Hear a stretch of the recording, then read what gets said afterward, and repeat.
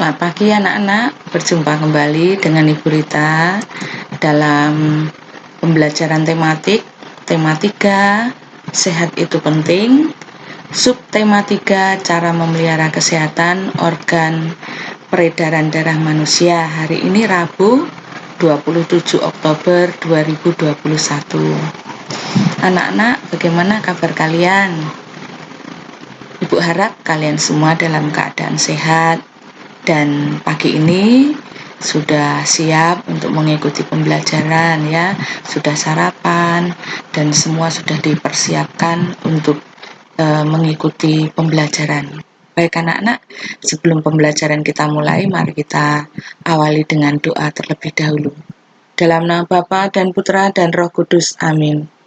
Tuhan Allah Bapa kami mengucap syukur dan terima kasih karena pada hari ini Engkau selalu memberi kesehatan kepada kami semua, sehingga pagi ini kami semuanya siap untuk mengikuti pembelajaran. Tuhan, hadirlah di tengah-tengah kami, buka pikiran kami agar kami dapat mengikuti pembelajaran dengan baik.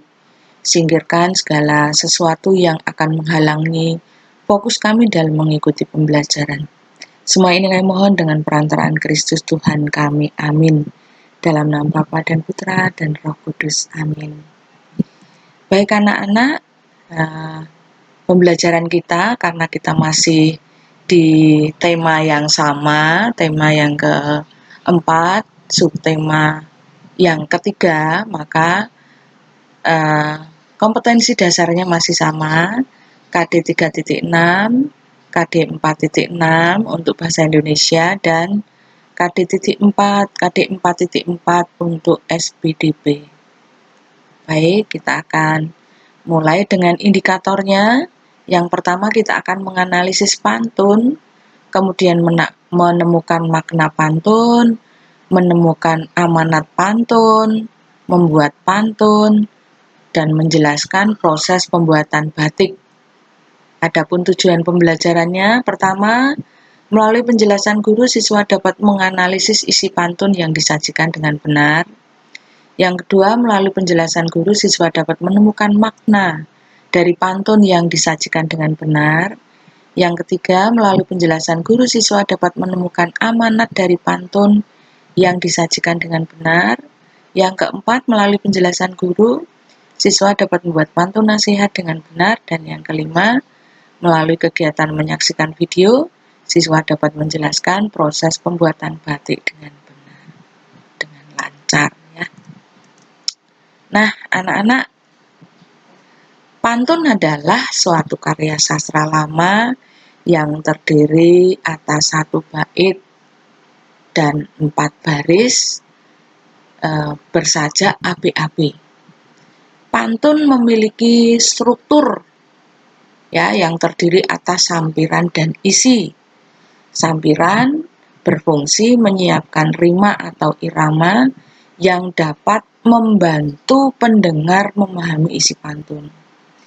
Pada umumnya, sampiran tidak memiliki hubungan dengan isi, tetapi terkadang sampiran dapat memberi bayangan terhadap isi pantun. Isi merupakan bagian inti pantun yang berisi maksud atau pikiran pembuat pantun. Sedangkan menganalisis teks pantun adalah menguraikan teks yang terdiri dari bagian struktur dan kaidahnya. Untuk mengetahui lebih jelasnya mengenai struktur dan kaidah teks pantun, perhatikan pembahasannya pada teks pantun berikut. Ya, kita akan mulai dengan menganalisis teks pantun. Nah, nih. Kemana kancil akan dikejar? Cobalah cari ke hutan jati. Ketika kecil rajin belajar, sudah besar senanglah hati. Nah, mari kita analisa. Ya, yang pertama pantun di atas disusun dalam bentuk bait. Nah, ini namanya bait. Ya, bait ini terdiri dari 4 baris, ya kan? Baris pertama, kedua, ketiga, keempat. Lalu perhatikan Baris pertama terdiri dari 5 kata. 1, 2, 3, 4, 5. Dan 10 suku kata. Ya.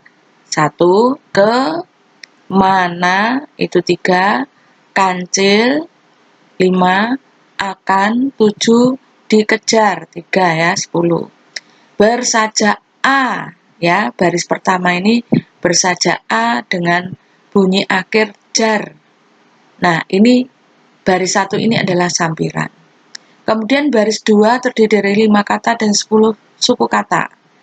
Nih, 1, 2, 3, 4, 5. 10, cobalah 3, cari 2, ke 1, hutan 2, jati 2. 10 suku kata.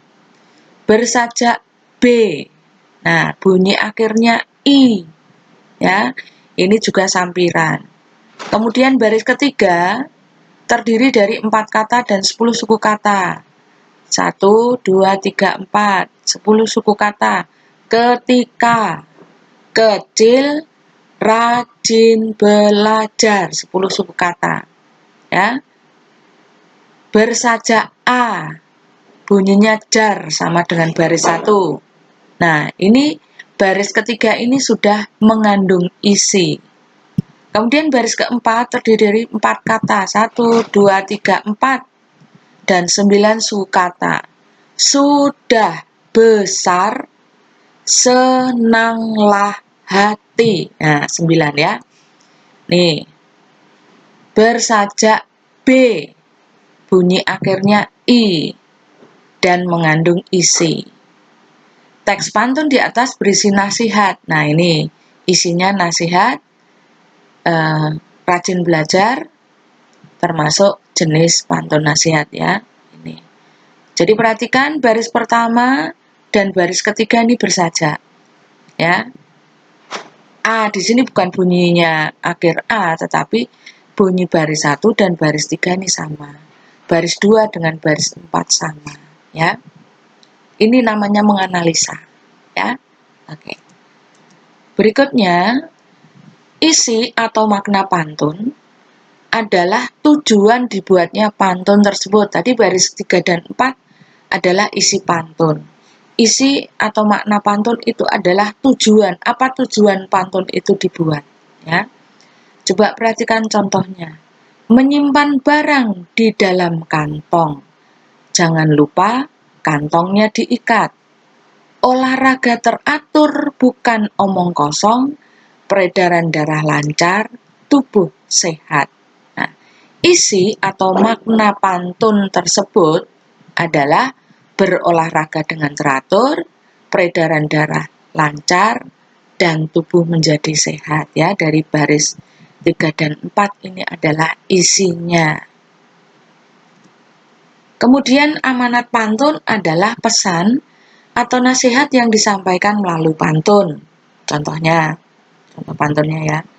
Sore hari berawan jingga, jelas terlihat di atas bukit. Jika kesehatan tidak dijaga, tubuh akan mudah sakit. Amanat pantun di atas adalah kita harus menjaga kesehatan tubuh kita agar tidak mudah sakit. Jadi amanat itu adalah pesan. Apa pesan yang disampaikan melalui pantun tersebut? Nah, sekarang ada 2 pantun yang akan kita lihat amanat dan juga isi atau makna pantun dan amanatnya. Ini pantun yang pertama. Minta uang langsung diberi. Beli baju pasti kita senang. Bertanggung jawab bikin hati berseri. Semua riang, semua senang. Siang-siang makan buah dondong. Rasanya takut melihat ular. Marilah kita bergotong royong agar pekerjaan cepat kelar. Mari kita lihat makna atau isi dan amanatnya. Nah, sekarang kita lihat makna pantun yang pertama. Nah, makna yang pertama, bertanggung jawab, membuat hati berseri, riang, dan senang. Lalu yang kedua, maknanya, mari kita bergotong royong agar pekerjaan cepat kelar. Lalu amanatnya untuk pantun yang pertama, dengan bertanggung jawab, membuat hati kita dan juga semua orang riang dan senang. Kemudian amanat untuk pantun yang kedua, pekerjaan yang dikerjakan dengan bergotong royong akan cepat selesai. Nah, ini adalah makna dan amanat dari pantun tersebut. Nah, sekarang Ibu akan mengajak kalian membuat pantun. Nah, membuat pantun itu mudah ya, mudah. Nah, supaya kita lebih mudah membuat pantun, kita akan membuat pada bagian isinya terlebih dahulu. Nah, kalau isinya sudah kita buat, baru kita akan membuat sampirannya. Nah, perhatikan baris atau larik yang bersajak ya, dan jumlah suku katanya. Nah, ini Ibu tunjukkan isi pantunnya. Bila kamu rajin belajar, pasti menjadi anak yang pandai. Nih isinya ya. Nah, lihat ya, di sini kan dikatakan bahwa perhatikan baris larik yang bersajak. Di sini ada jar, ada pandai, ai. Nah, maka harus mengambil kata-kata yang bunyi akhirnya sesuai untuk sampirannya. Ibu akan memberi beberapa sampiran ya. Jumlah suku katanya juga diperhatikan. Nah, ini yang pertama. Ya. Belajar kelompok di rumah Akbar. Ini baris 1 bar. Baris ketiga jar ya, bunyi akhirnya ar. Nah, ini bersajak. Kemudian belajarnya sambil makan somai. Pasti menjadi anak yang pandai. Nah, bunyi akhirnya sama. Ya. Jadi kalau membuat pantun harus diperhatikan ini, ya. Baris yang bersajak ini 1, 3 dan 2, 4. Kemudian jumlah suku katanya mari kita lihat. Belajar kelompok di rumah Akbar 11 ya. Belajarnya sambil makan somai 10. Nah, yang di sini tadi coba kita hitung ya bagian isinya ya. Bila kamu rajin belajar 9. Pasti menjadi anak yang pandai 10 ya. Jadi ini sudah pantun yang dibuat ini sudah sesuai dengan syarat pantun ya.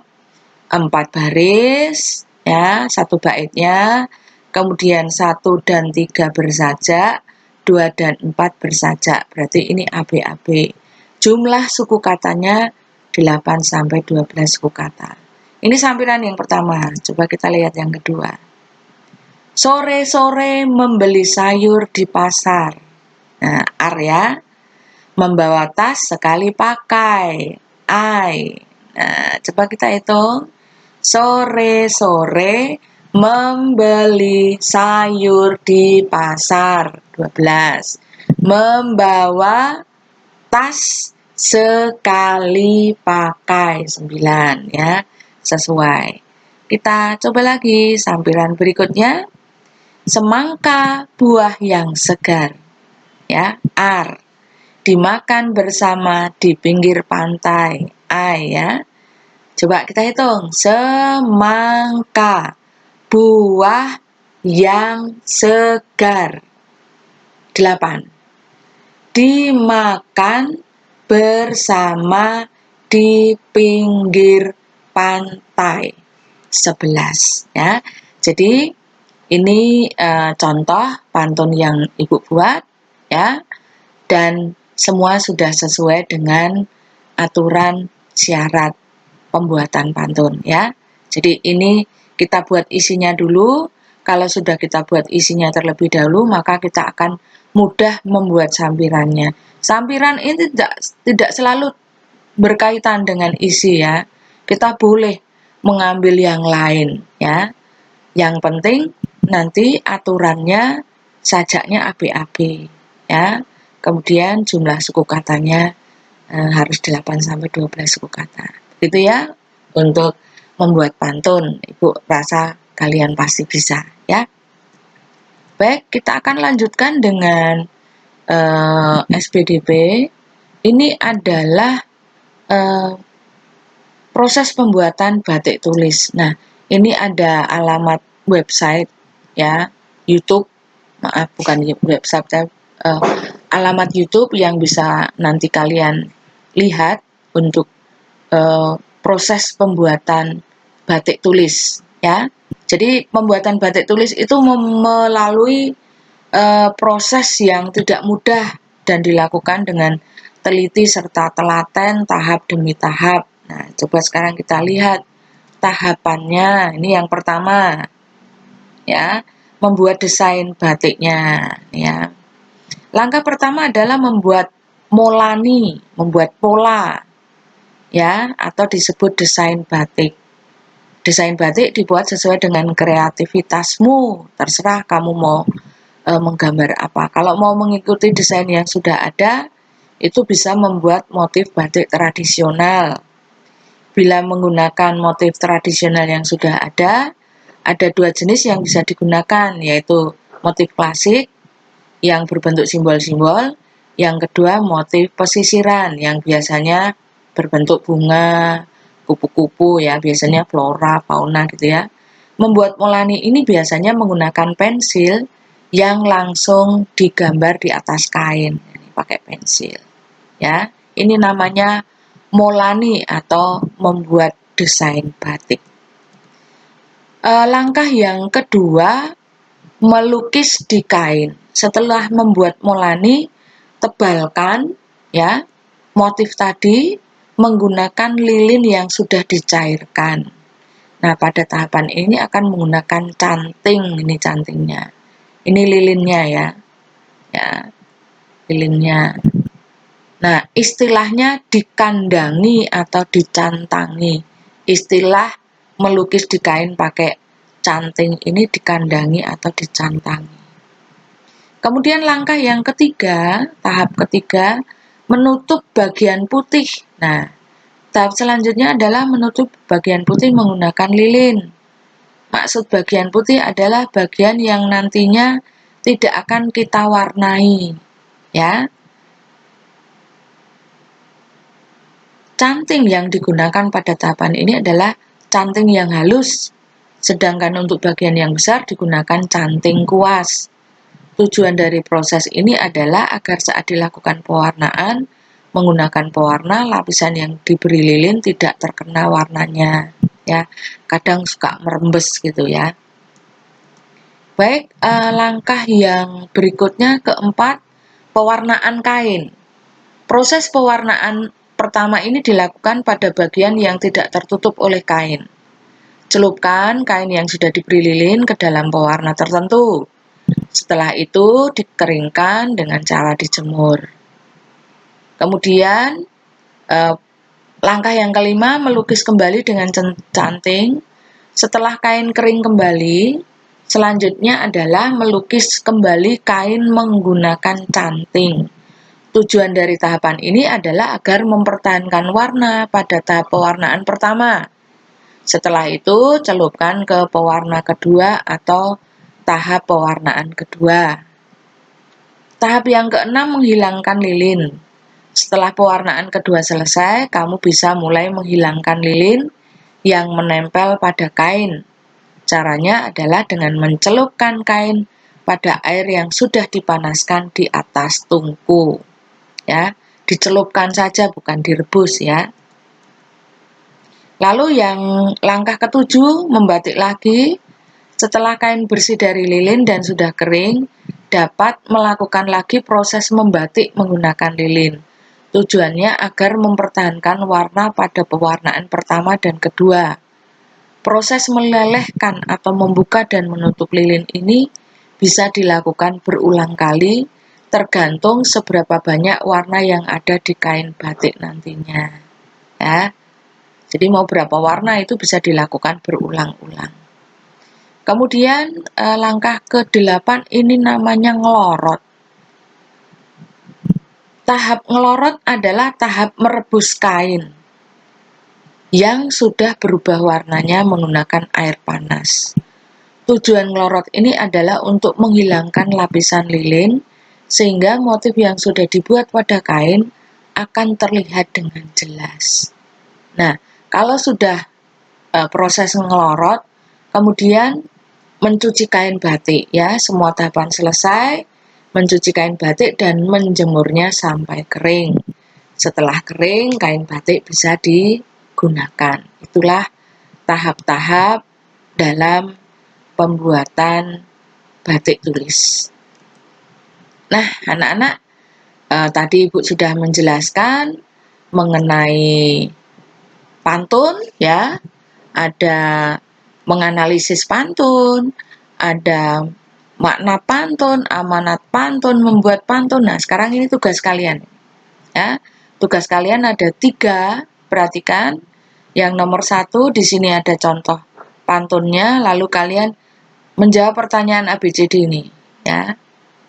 Kemudian yang kedua, ini contoh pantunnya, kalian jawab ABCD ini. Kemudian yang ketiga, buat pantun nasihat yang berhubungan dengan kesehatan. Nah, ini karena permintaannya kesehatan, harus sesuai ya. Nah, pantun yang dibuat harus memenuhi syarat-syarat pantun. Tadi sudah Ibu jelaskan. 1 bait ada 4 baris, kemudian bersajak AB-AB, dan memiliki 8 sampai 12 suku kata. Begitu anak-anak tugasnya ya.